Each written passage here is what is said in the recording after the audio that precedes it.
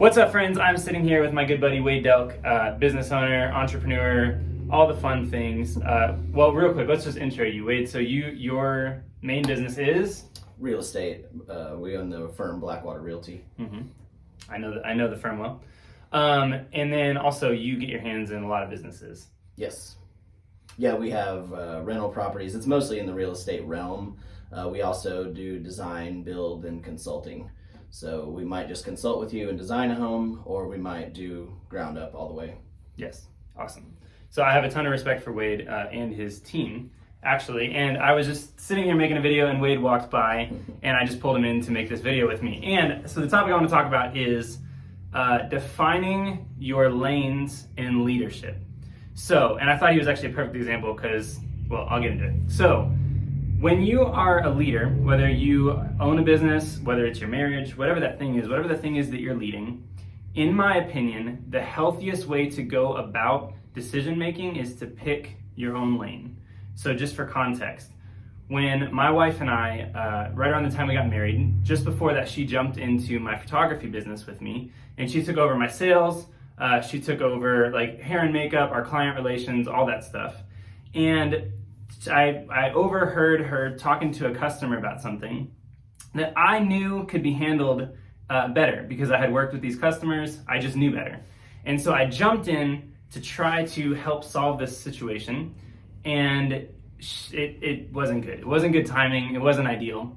And I learned very quickly, the only way that she's going to be able to crush this position is honestly if I stay out of it. This now has to be her lane.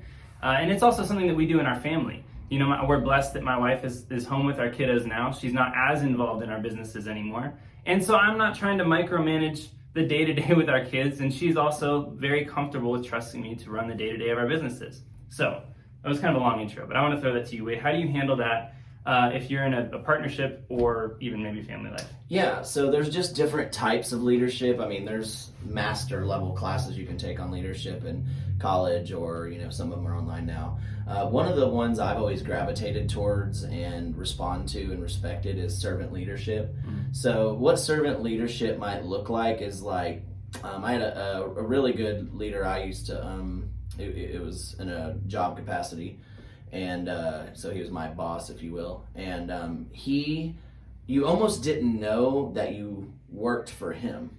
It was almost like he was working for you sometimes. And by that I mean he always said this saying that sticks with me this day, and I still do it, is, what else can I do for you? Or how can I help you today? Or he always just left you, and once we were ending the meeting or ending the time together, lunch, it didn't matter. Hey, is there anything else I can do for you? What can I do for you today? Mm-hmm. And so to this day, I always do some sort of phrase in that mode. It's just like part of my vernacular now. So I get to work, and if I have an employee that's there, I'll be like, hey, what can I help you with? What do you need me doing? Mm. And it's not like, hey, I need you to do this. And it just flips the whole paradigm, and everything changes, and it does blur the lines sometimes a little bit between maybe employee and boss and stuff, but if you work with the right people, it just tends to work. So I will say one of the things that I am so impressed with you specifically about, and here's where I'll just talk you up, is that you go so far over the top with things that you are in charge of. Like, I know that if I said, hey, Wade, would you help me handle a certain situation? I know that you're going to go so far above and beyond, maybe even what I expect to be done, or if I hire you to do something, whatever that looks like. I know you as a business person, that you go far above and beyond. But keeping on this topic, because I'm curious, let's talk about maybe when you put someone in a management position, or you put them in charge of something, and you need to now back off a little bit and let them make decisions. How do you go about that? Because you do this really well. Well, I think the important thing is know who the person is. You really want to know who that employee is, or that person. Maybe it's a volunteer at church, whoever you're working with. And I ask them sometimes, hey, I'm going to have you do this, this, and this. Do you want to just do it how you want to do it, and I can let you go? Or did you want a little more framework? Mm-hmm. Sometimes there's a timeline. I'll talk about, hey, here's kind of our timeline. Are you good with that? Now I'm asking them a question. When you're asking people questions, it shows your heart. It shows your servant leadership. Because now what am I doing? Hey, get this done. We got 45 minutes. Now I just gave you a problem and I left. Yeah. What if I'm like, hey, it's 45 minutes, is really when we need this done. Is that going to work for you? Now I've asked you a question. I've brought you into the fold, and we're a team tackling that together. And it's like, I think I can do it in 45. Now we've solved the problem together, and I brought you in as opposed to ordering. And I'm not saying that's always like, in the military, maybe things were a little different because of time and, whatever the situation was. But in a civilian world, I think that it just tends to work better. So that's kind of how I will help somebody with a task to get them to do it, is knowing them. So after I've worked with them for a while, I know now they don't need all the boundaries. They create their own boundaries and they'll just run with it. Or I know this person might want more framework and they work better and they want a more detailed list and they want it kind of written. Mm-hmm. And we'll just kind of write out some stuff and be like, hey, is this good? Can you see everything here? Is that, So from an owner standpoint, or just kind of the overall person in charge, how are you watching their decision making, and what are the things that make you feel really comfortable with them being in charge of those scenarios, and when do you step in? Right. So again, having the right people around you is number one, because you have to be able to operate at what I haven't coined the term, but what I still use is the speed of trust. It's an old thing we could talk about later, but it's been around a long time. But it's basically just moving at the speed of trust. Like, I'm just going to trust them with a lot of things, not put all these boundaries, not putting locks, not putting passwords, not putting everything. It's just sort of like, and if you get burned and you lose some money, maybe that relationship is going to be severed and you can just continue to move on. But now I can move and act faster, and it just tends to work. But what I found is when you entrust people and empower them, most people will rise to the task and do it better because you've entrusted them. They're like, oh, thank you. Yeah, I will do that. How long did it take you? Because I know you have a military background, so I'm assuming that you learned that pretty quick in the military. For me, it's taken me a good while of learning how to step back and let someone run with something and me be okay with it. That was the biggest challenge, because I had to read. That's when I started reading leadership books and how to motivate people, because in the military, you can't fire people. So you have what you have, and they know you can't fire them, right? So the dynamic is totally different than in a civilian world. But the other dynamic is I can take a lot of your rights away that I can't in the civilian world. Like, I could keep you on base. I can keep you here. You can't go home on the weekend. Or we might just pop you one. I don't know. That was like back in the day. But I mean, it was just a little different dynamic. So in the civilian world, when I transitioned to that, it was like, it's a little more softer, but that's when I really, like I said, gravitated toward the servant leadership style, which in the military, it wasn't servant leadership. I'll have to be honest, it was different.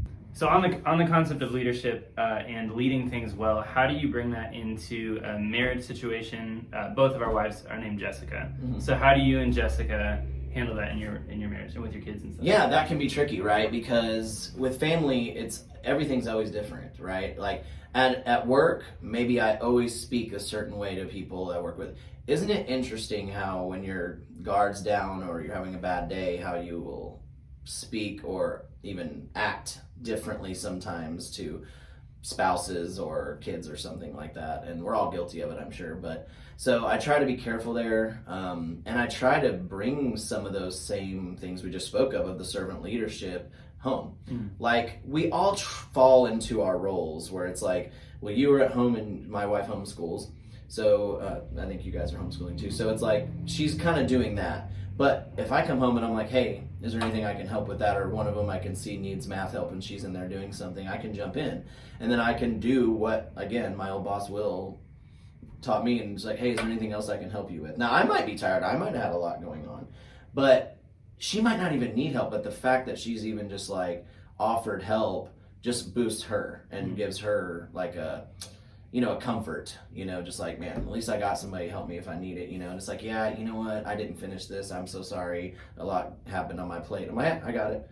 Now, a lot of times she's doing that with me, like, we'll be building a house or doing something, and I swear she has jumped in out of her comfort zone with the same mentality and picked up drills and how does this work and how does this saw work, and okay, I got it, I'll take care of it. And isn't it exactly how I wanted it? Yeah. Am I a perfectionist and I want every little hole, but yes. Do I come up and kind of pick, nah, it's fine. It's fine. It'll work.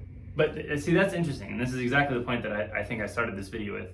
You are, can I call you a perfectionist? you have that personality just like I do. So how do you handle that when Jess is leading something, or maybe someone in a business scenario is leading something? How do you handle that feeling of wanting to kind of like make sure everything is perfect, but knowing that they're in charge of it? I used to be more like that. I think you just have to mentally get over it. I mean, now I'm not saying there's not standards that I will change. Like some stuff's wrong, I'll just be like, dang it, you really did good and I see where you're trying there, but I know they're not going to like that. I won't have to finish it. So sometimes it's just how you approach it. You just try to find the right language, but we still have to fix it, you know? And then sometimes it's just close enough and it'll be okay, whatever it is, right? Like there's so many ways to make a peanut butter and jelly sandwich. You know, there's the right way. Yeah. There's another right way, and then they're all wrong. Yeah, and have I been on a hike and there's not enough jelly? Yeah. If there was no jelly, yeah, it might be a problem. Have you done the peanut butter on both sides of the bread and jelly in the middle?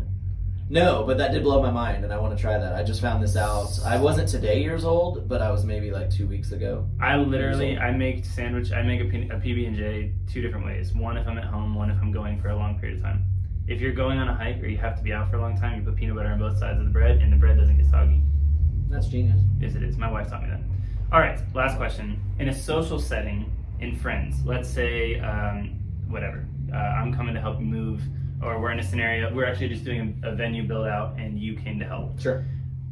If someone is leading that scenario, do you have any problem just submitting to whatever they want to do? No, and that is a very interesting question, because I think before you can ever be a good leader, you have to be able to be a good follower, or whatever you want to call it, submissive in a sense, because how can you be a good leader if you can't submit to leadership? It just doesn't work. And it's almost like when Jesus says, trust, how can I trust you with a lot if I can't trust you with little? It's the same concept to me. It's just like, if you can't, you'll never understand leadership unless you've been in the, and a lot of times we are in multiple roles, right? Like you might be a leader of your household, and at work you have multiple bosses. Like I always have tons of bosses, because even if I own the company, everyone that hires me is my boss. So we're always and you know what? We should always be submitted to somebody. I don't think there's any role in anywhere, if you're the president of the United States or something, there has to be people in your life that can tell you no. You know what I mean? If there is not somebody in your life that can tell you no, and you have to resonate with that, then that's a problem. I literally just finished shooting a video about the importance of having a critic. And someone who's totally okay with telling you that you're wrong or you're not quite living to your potential. Constructive critic. You have to. Yeah, but like constant critic. No.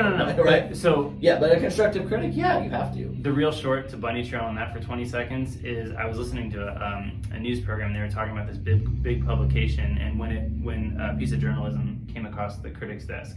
And I was thinking about the importance of having someone in your life who can tell you, hey, I think you can actually do a little better here, or whatever, before this goes public. Yeah. So I think that's huge. Well, and some of the best leaders I've known ask for critics. Like they're like, hey, I'm looking at this. Am I looking at it wrong? Do you see a gap here in this, or whatever it is, And that's some of the best leadership I can see, And it kind of falls into that servant leadership genre, the humility, trying to be have some humility, trying to ask, what can I do for you today?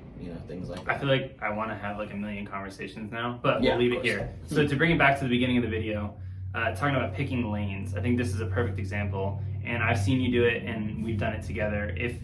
If I'm not the one leading, I'm out. Like, I got you. Whatever you need done, I'll do it. If I'm the one in charge of it, hey, let's go this direction, and I'm going to make real big decisions real fast, and we're going to move.